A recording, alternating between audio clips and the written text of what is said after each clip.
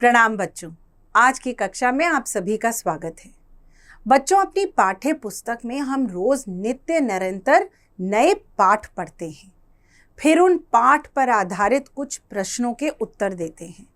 जब परीक्षा में हमसे वही प्रश्नों को पुनः पूछा जाता है तो हमें तुरंत उत्तर मालूम होता है। बच्चों, आज हम बात करेंगे ऐसे गद्यांशों की जो हमने पहले पढ़े नहीं हैं। इन्हें क्या कहते हैं? इन्हें कहते हैं अपठित गद्यांश, अर्थात अनसीन पैसेज। बच्चों, इन गद्यांशों के बारे में एक बहुत मज़ेदार बात है, क्योंकि ये आपने पहले नहीं पढ़े होते हैं और क्योंकि यह गद्यांश मुख्यतः किसी कहानी का हिस्सा होते हैं, किसी नई चीज़ के बारे में जानकारी होती है, किसी व्यक्ति के बारे में जानकारी होती है, तो यह हमारे लिए एक बिल्कुल नई चीज़ होती है। तो इसे पढ़ के हमें कुछ नई चीज़ें सीखने समझने को भी मिलती हैं। अतः अपठित गद्यांश एक बहुत ही रोमांचक हिस्सा है हमारी भाषा का। बच्चों, अपठित गद्यांश को पढ़ने के और करने के कुछ नियम हैं। वह क्या हैं? सबसे पहले गद्यांश को पढ़कर उसे अच्छी तरह समझ ले, उसके बाद पढ़ें उस पर आधारित प्रश्नों को। प्रश्नों को पढ़ने के बाद उनके उत्तर गद्यांश में खोजने के लिए पुनः गद्यांश को पढ़ें। प्रश्नों के उत्तर सरल एवं सटीक भाषा में दें, कहानियां न लिखें। जैसे हम उदाहरण में देखेंगे कि हमारे जो प्रश्नों के उत्तर हैं वे कितने सरल, स्पष्ट और संक्षिप्त हैं। यदि गद्यांश का शीर्षक पूछा गया हो तो उचित शीर्षक दीजिए।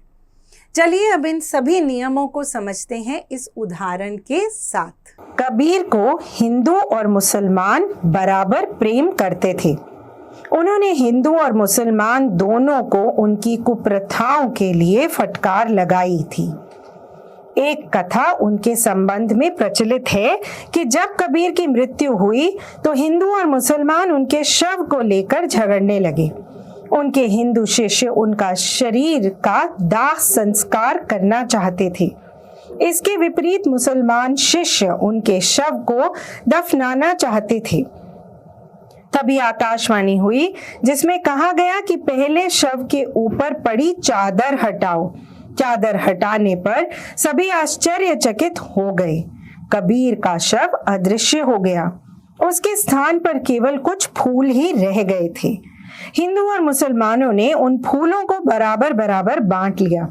हिंदुओं ने उन फूलों का दाह संस्कार कर दिया, जबकि मुसलमानों ने फूलों को जमीन में दफन कर दिया।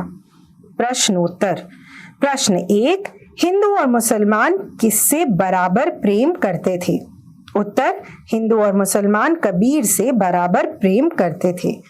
प्रश्न 2, हिंदू शिष्य कबीर के शव का क्या करना चाहते थे?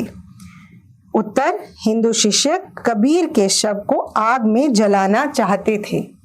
प्रश्न 3, मुसलमान शिष्य कबीर के शव को क्या करना चाहते थे?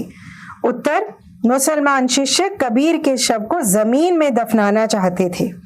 प्रश्न 4, कबीर के शव के स्थान पर क्या बचा था? उत्तर, कबीर के शव के स्थान पर केवल कुछ फूल रह गए थे। प्रश्न 5, फूलों का बंटवारा किस प्रकार हुआ?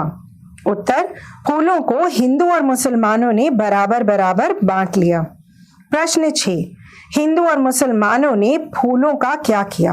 उत्तर, हिंदुओं ने आधे फूलों का दाह संस्कार किया, जबकि मुसलमानों ने अपने हिस्से के आधे फूलों को जमीन में दफन कर दिया।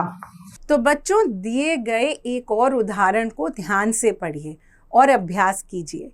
बच्चों, यह अपठित गद्यांश आपको बहुत अच्छे अंक दिला सकता है, परंतु एक और चीज़ का जो ध्यान रखना है वह यह है कि भाषा में अशुद्धियाँ न करें। तो आशा करते हैं आज की कक्षा में आपको कुछ नया सीखने को मिला होगा। धन्यवाद।